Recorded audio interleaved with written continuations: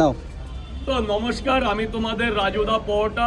আমি একটা ইন্ডিয়ায় জন্মেছি, ইন্ডিয়ান ছেলে হয়ে আমি একটা ইন্ডিয়ার তীব্র প্রতিবাদ করেছিলাম, যেটা আজকে আমি খোলা আকাশের নিচে বলছি। বিগত দিনে বাংলাদেশে একটা যে নির্যাতন করে মারা হয়েছে দীপু দাস, সনাতন ধর্ম। আমি কোনো ধর্মকে আজও ছোট করিনি, করব না। আমি দুর্গাপুজোয় যেমন আমি হিন্দুত্বে মিষ্টি দিয়েছি, আর পবিত্র রমজান মাসেও আমি মিষ্টি খেয়েছি, কারণ আমি একটা দোকানদার। আমার কাছে ধর্ম বিশিষ্ট, আমার কাছে আমি হলাম ধর্ম নিরপেক্ষ। আমার কাছে সমস্ত সম্প্রদায়ের লোক আমার কাছে ভাই। যেমন মুসলমানের লোক আসলেও পরোটা খেতে পারবে, হিন্দুর লোক, জৈন, বুদ্ধ, যা সম্প্রদায় আমাদের ভারতবর্ষের যত কালচার আছে।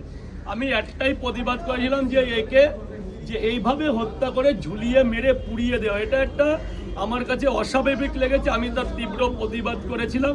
তার বিনিময়ে আমি কি পেয়েছি জানো? বাংলাদেশের লোকের অঝরা গালাগালি, যা মা বোন তুলে। আমি তার প্রতিবাদ করি, ঠিক আছে এগুলো শিক্ষা যোগ্যতা পরে, কিন্তু আমার 3.5 লাখের একটা পেজটাকে নষ্ট করে দিয়েছে। তবু আমি হার মানিনি। যা করেছে একাধিক কপিরাইট মেরেছে, ওরা ডিমান্ড করেছে, ব্যাস আমি বাদই দিলাম সব কিছু। কত টাকা ডিমান্ড করেছে? $20। 20,000?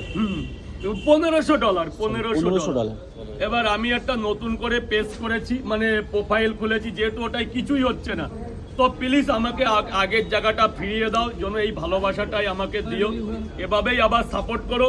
এর জন্যে যদি আমার 50টা পেজ খুলতে হয়, আমি 50টা পেজ করবো, কিন্তু আমি এক বিন্দু মাথা নত করবো না। হ্যাঁ, ঝুট ঝামেলা হতেই পারে, তাই বলে কাউকে এইভাবে হত্যা করার রাইট কোনো প্রশাসনের নেই, কাউর নেই। এবং ব্যক্তিগত ক্ষোভ থাকলে তাকে বোঝাও, কিন্তু কোনো মায়ের থেকে এরকমভাবে কাউকে কেড়ে নিও না। তার প্রতিবাদ করেছি। আমার দুখানা পেজ নষ্ট করে দিয়েছে, মনিটাইজেশন নিয়ে নিয়েছে।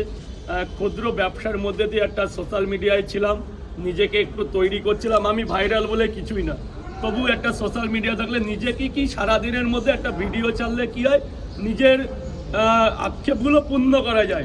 তো আমি আবার আমি জায়গা করে দেবো, তার জন্য তোমাদের একটু সাপোর্ট চাই, একটু ভালোবাসা দিও। এই পর্যন্ত আমি বেশি কিছু বললাম না। নমস্কার, সবাই একটু সাপোর্ট করো, আর না করলেও আমার 50 জন আছে, এরা আমাকে তুলে রেখে দেবে।